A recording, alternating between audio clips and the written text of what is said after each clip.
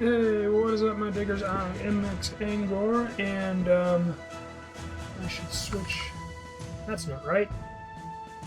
Is it? Desk can't review. OBS 3.0 desk. It means Siralim Ultimate. Siralim Ultimate. So, Ty, I'm trying to get Ty, the blind gamer, into Siralim Ultimate. So I wanted to show him off how accessible the game is, even without the accessibility mod, which is fallen by the wayside because Alex got a job at Google, I think. And he hasn't had time to update it, I guess, which sucks, but the game is still accessible to the blind. You just have to set it up properly. And unfortunately, you will have to use OCR to read it, but it reads very well, and it controls very simply. It's got the 4 movement keys, a confirm, a cancel, and then a more information key, and that's it. So like on keyboard, it's WASD, Q, E, and F. On a gamepad, it's pretty self-explanatory.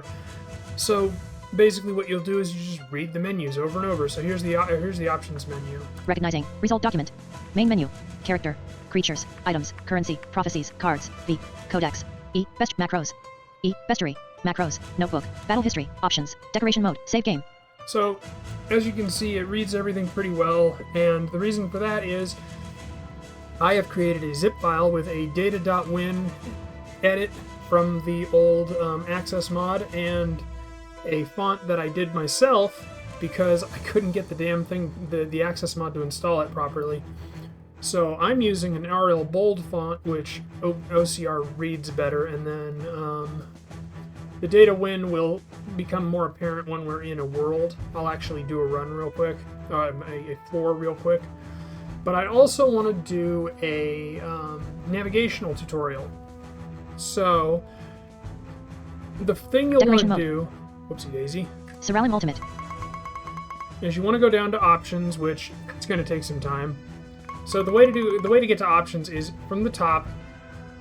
From the top, you're at character. So you go up, up, up. That's 3 ups to options. And then the options you'll want are in the gameplay section. And gameplay is 1, 2, 3, 4 down. So, and then let me see here. Up, up, up, up. Wait. Oh, there it is. God damn it. It's down 4 again. 1, 2, 3, 4. Movement sounds. This option allows you to turn on sound effects for party movement. This option is meant to assist people who are visually impaired. I asked the dev to add this way back in early access, way back when the fucking Kickstarter happened. I'm actually in the Kickstarter thing. There's an NPC of me in the game. I haven't found him yet. Oh. So along with all the other options, there is movement sound. There's also one. Let me see if I can find it. Auto interact with options. Okay, so from the top you'll go up 3 times, and you turn auto interact with objects on. This option allows you to automatically interact with certain objects in realms, such as resource nodes and destructible objects. Now this doesn't work 100% of the time, but it works like 90% of the time. So if you run into something, you just press the arrow key again, and you'll do okay. So anyway, you want those 2 options on. That is how blind people play the game with an ungodly amount of OCR. So this is basically Pokemon, right? Get out of this menu. And it's Pokemon for adults. That's what I call it. And you've got your character, like, you got your perks and stuff. Like, I'll show you here. Let's go to one of the perks that I really like. Now, the reason OCR might read it a little fucky sometimes is the various boons and status effects and stuff all have icons, and sometimes OCR tries to read the icons, so it's kind of a weirdo thing. But anyway, let's... Recognizing result document. Choose a perk to rank up. You Blazing Soul. Bolster. Deadly Calm. Death Sentence. Dreadnought. Enduring Rage. Executioner. Indomitable. Max. Inner Focus. Kindling. Magma Diver. Massacre. Pyromania. 44 Touch of Chaos. Unspent perk points. 120. Indomitable. Rank. 111. Your creatures are immune to. See, it doesn't read Scorned because Scorned is in red, I guess. IT.Scorned. Oh, no, there it is. Creatures with IT.Scorned cannot attack. Over. Silenced. Press. To increase this perk's rank. Siralim Ultimate. So we go down to Magma Diver and... Recognizing. Result document. You Blazing Soul. Bolt death massive touch of chaos. Unspent Magma Diver. Rank 111. 9 SPI Ashing End. Your creatures always have. Savage. W splashing deal 50% of their creatures with damage to enemies adjacent to the target they see attack. Savage creatures have an additional, independent chance to deal critical damage with attacks. So it's not perfect, obviously. Siralim. But if you fuck around enough with the menus and you it's slow going, you got to go through each individual fucking perk. Oh shit, I have extra perk points. Your creature's splashing buffs now deal damage to all enemies. Yes, we want that. So there's that. So, I mean, you're meant to break the game. That is the whole point of the game. And there's a lot that you have to get into. And they do a very good job with the tutorial. The problem that you will run into at the very beginning is they front load a lot of story. But, like, it's a great game. You just have to get through the tutorial, which isn't terrible, it's just long. Especially if you're using OCR. But they don't tell you how to navigate, so I'm going to try and help you with that. But I want to show off the creatures first, just to give you an idea of what we're working with here. So this is my main attack creature. It's a Gimp Mummy. And you can eventually fuse two monsters together. So my Gimp Mummy has attacks deal 75% more damage and inflict cursed. And the second trait is this creature's attacks deal 75% more damage and inflict poison. So I got 150% damage and I get 2 debuffs on the enemy with that one. For the other character, or for another character, because you got 1 of 6, this creature deals 200% additional crit damage. Your creatures always have leeching and receive 30% more healing. After your creatures are healed, they gain a random buff. This trait does not stack. Your creatures always have mending and take 15% less damage. This trait does not stack. My big defender, after this creature is attacked, enemies are afflicted with vulnerable. After this creature provokes, taunts, each enemy has a 50% to be afflicted with frozen. So, you just build things like that. Now, I haven't unlocked all the characters yet. God, that would take forever. But you eventually find characters that synergize well. You have equipment that you can add traits to, so eventually you can have 3 traits per character. It's really deep. It's not a complex game. The basic idea of the game, at least for me, it's not for everybody, but for me, is hold E to win. How can I get my characters to hold E to win? Because E is the, confirm button. So let's see if I can guide people around. I'm gonna have to timestamp this shit, so I'm just... Give me a second. Desktop. No source game. OBS desktop. LLB fuck up. Siralim Ultimate. There we go. There we go. Now I can timestamp that properly because I put up my dog to allow me a bookmark. So anyway, let's get into the navigation. So you start next to your project guy. So it is a grid base. So I'm going to try to do counting. God help us all.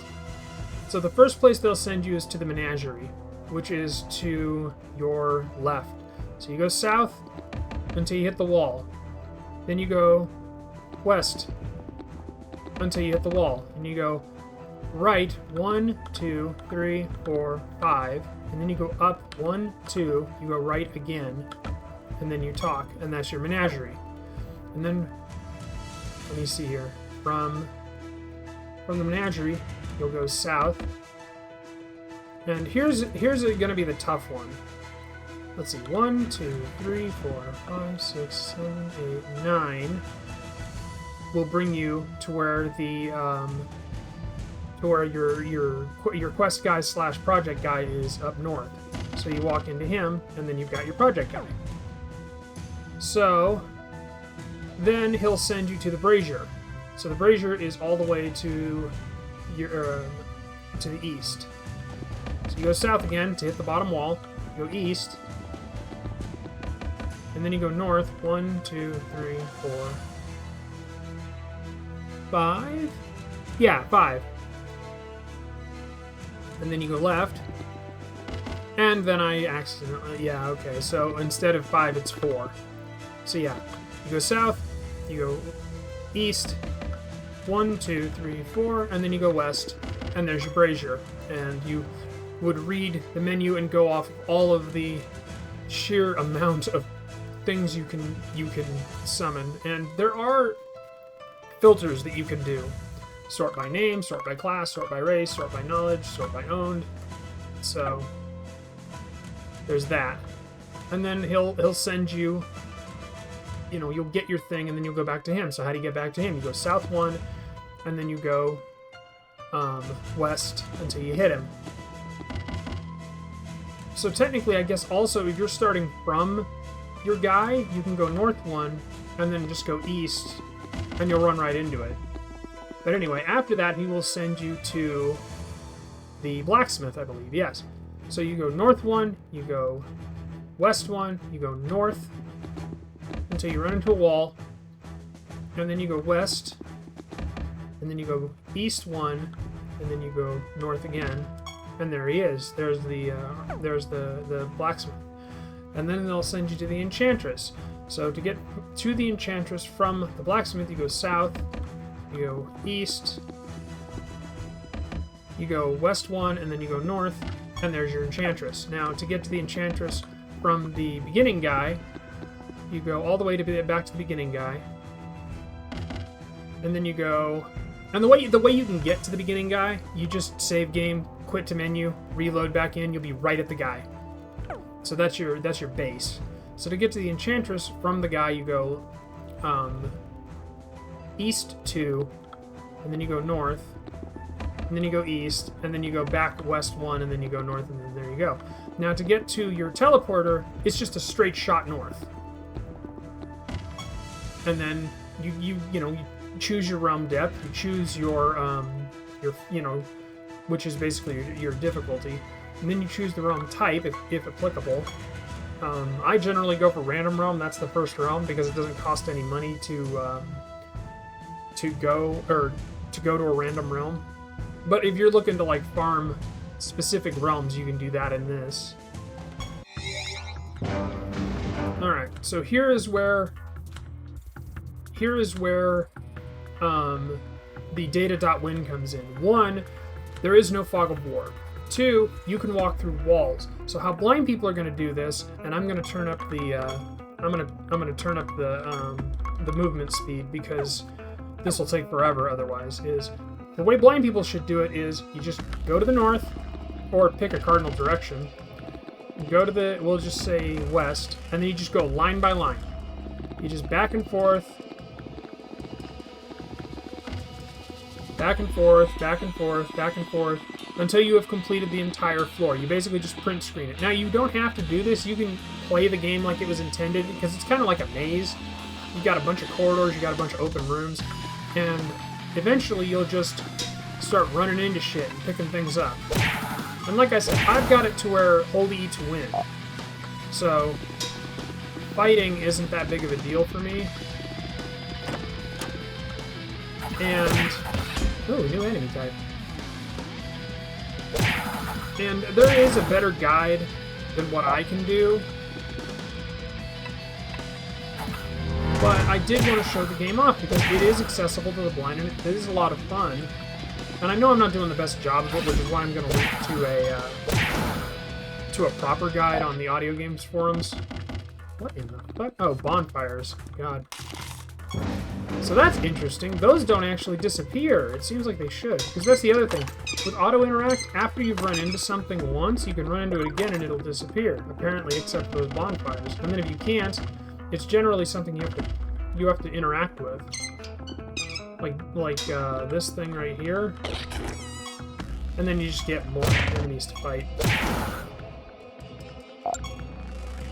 And then there's this one. That noise means it's a portal, so you just go straight north, and then you get, enemy to fight. A special enemy to fight, aka a slightly tougher enemy.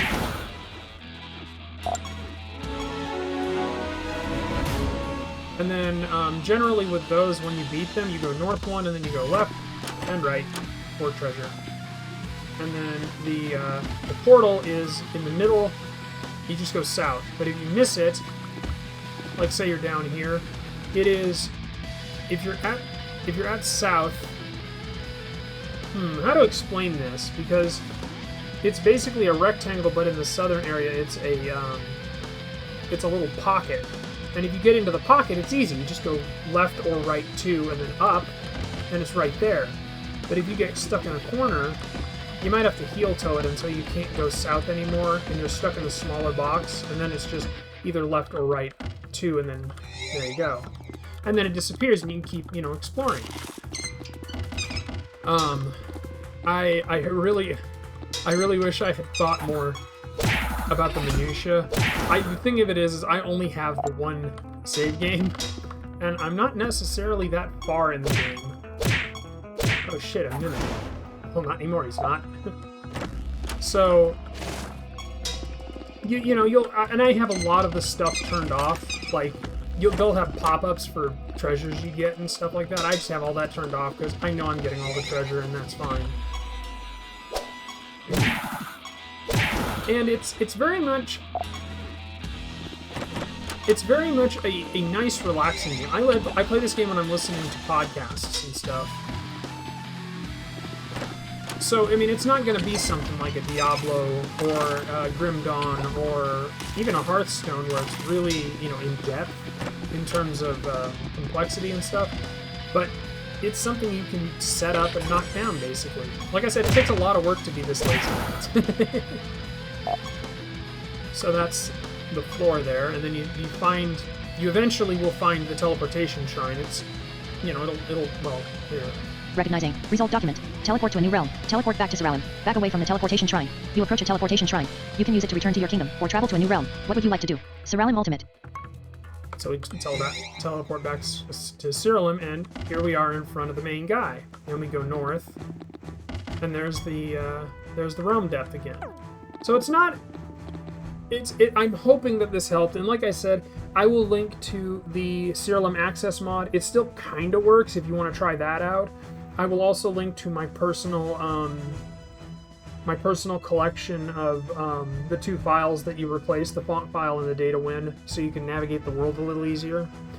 Eventually you'll get to where you have to place like different things, and that's why I'll be linking to an audio games guide or at least the audio games thread, because it's kind of a lot when you're not used to it.